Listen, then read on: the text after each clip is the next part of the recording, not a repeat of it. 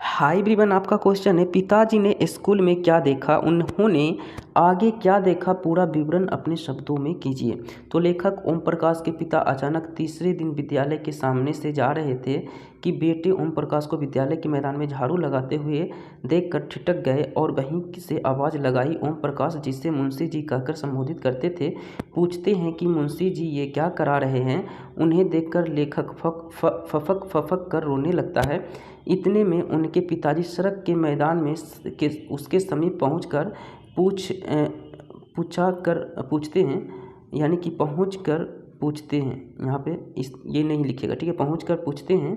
पूछते हैं तो लेखक पिता को सारी बात बताते हुए कहता है कि 3 दिन से रोज़ झाड़ू लगवा रहे हैं, कक्षा में पढ़ने भी नहीं देते। इतना सुनकर पिता ने पुत्र के हाथ से झाड़ू छीनकर फेंक दिया। उनकी आंखों में आग की गर्मी उतर आई। हमेशा दूसरे के सामने कमान बने रहने वाले पिता की लंबी लंबी मूंछें गुस्से में पकड़ने लगी और चीखते हुए बोले, कोई मास्टर है वो जो मेरे लड़के से झाड़ू लगवाते हैं।